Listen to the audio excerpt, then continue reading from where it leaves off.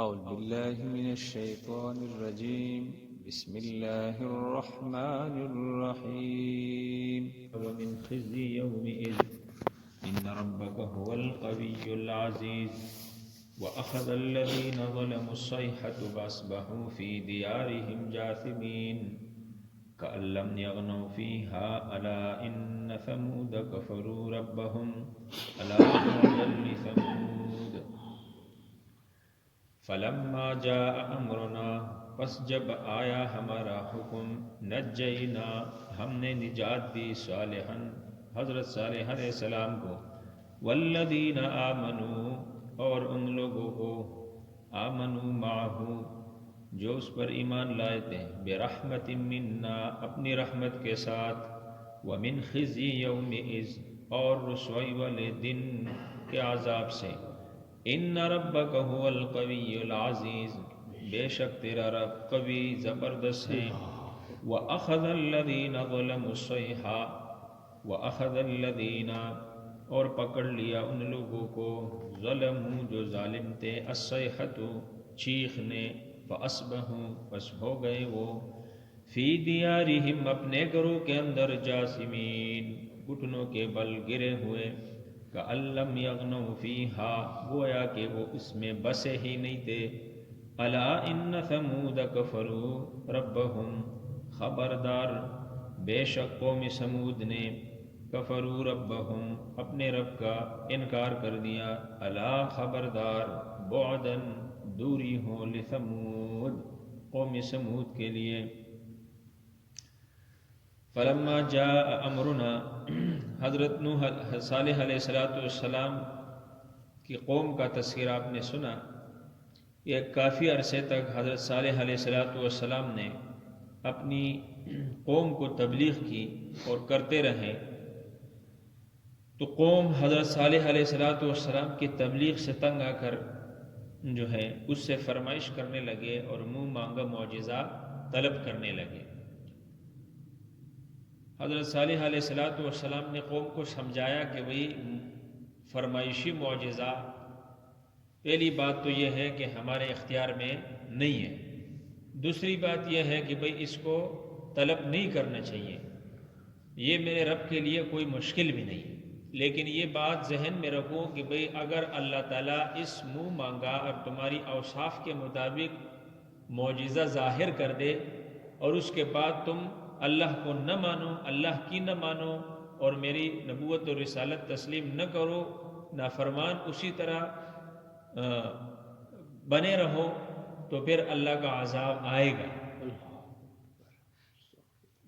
ٹھیک ہے تو حضرت صالح علیہ السلام وہ اپنے اس بات پر ڈٹے رہے حضرت صالح علیہ السلام سے جو ہے انہوں نے وہی معجزہ طلب کیا کہ چٹان سے اونٹنی نکلے تو اللہ کا حکم ہوا اس چٹان کو اور اس سے اونٹنی نکل آئی گابن بھی تھی بچہ بھی دیا بڑے بال تھے خوبصورتی تھی سب کچھ تھا دودھ دیتے تھے یہ سب لوگ اس کا دودھ استعمال بھی کرتے تھے پھر ایک دن وہ کنویں کا پانی پی جاتی تھی اس دن ان لوگوں کے مال مویشیوں کے لیے پانی نہیں ہوتا دوسرا دن پھر قوم کے جو مال مویشیاں ہوتی تھی ان کا نمبر ہوتا تھا یہ آپ نے سنا تھا اور اللہ نے یہ کہا تھا کہ بھئی وَلَا تَمَسُّوهَا بِسُوءٍ کسی برائی کے ارادے سے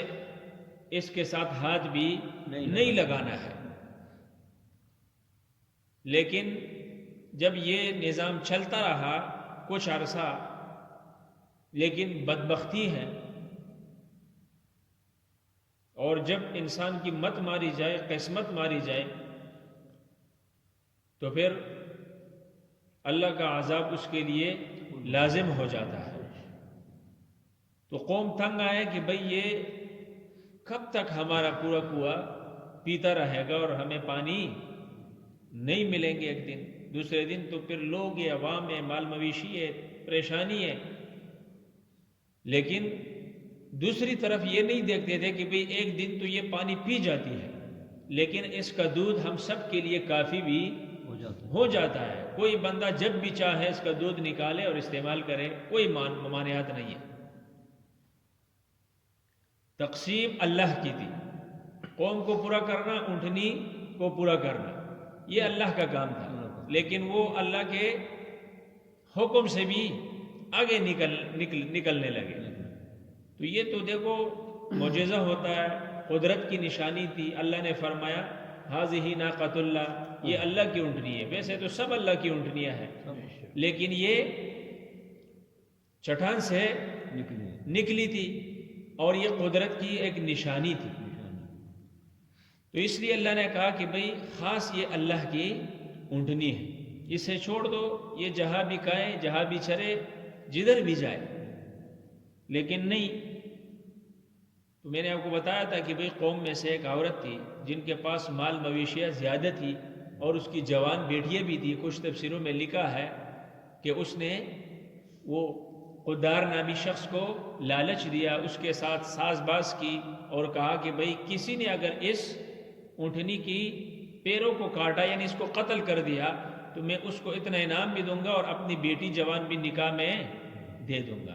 انسان لالچی ہوتا ہے. تو قدار نامی شخص نے کیا کر دیا، اسی گات میں بیٹھے، راستے میں بیٹھے جہاں سے اونٹنی نے گزرنا تھا، تو جو ہی وہ گزرنے لگی تو اس نے اس کے پنچوں کو مار دیا، اس کے پیروں کو کاٹ دیا.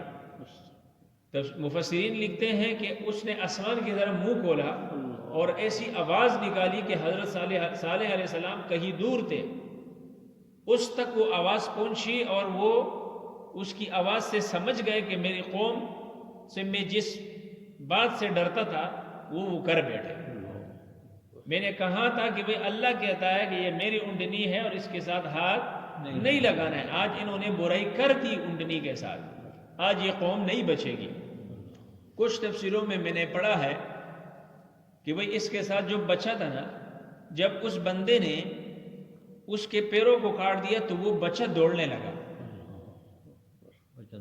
وہ دوڑنے لگا اور یہ جو مسلمان تھے، یعنی تقریباً بعض مفسرین نے لکھا ہے کہ حضرت صالح علیہ السلام پر 4000 بندے ایمان لائے تھے اس واقعے سے، معجزے سے پہلے.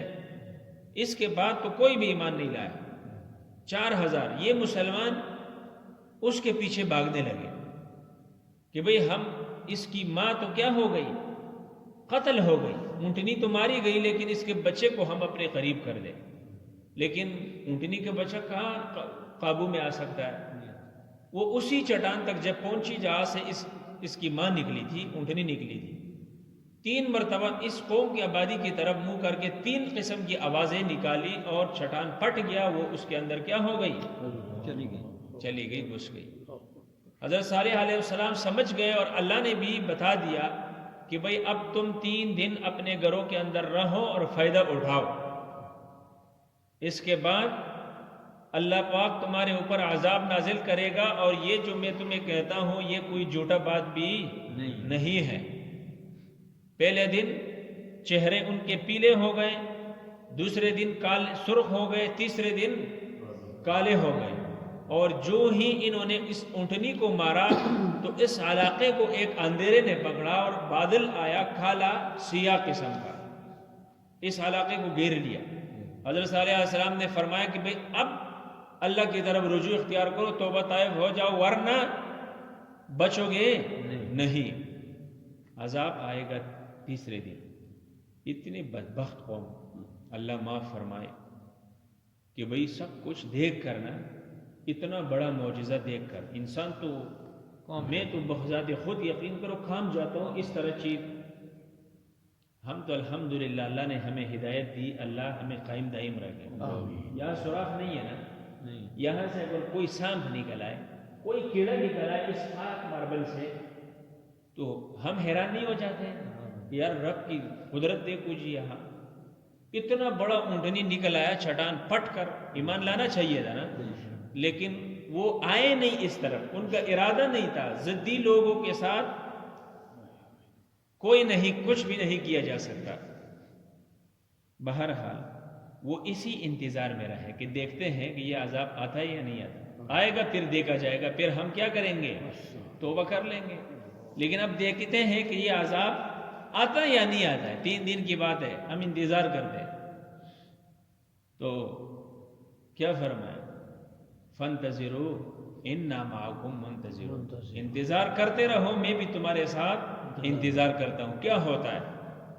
تیسری آگے آیتوں کے اندر اللہ نے کیا فرمایا؟ فلما جاء امرنا، جب آیا ہمارا حکم، یعنی عذاب، اللہ کا عذاب، نجینا صالحا، ہم نے نجات دی حضرت صالح علیہ السلام کو، والذین آمنوا معہ، اور ان کو جو ان کے ساتھ تھے، یعنی اس کے صحابہ، اس پر ایمان لانے والے مسلمان، برحمت منا، اپنی مہربانی اور رحمت کے ساتھ.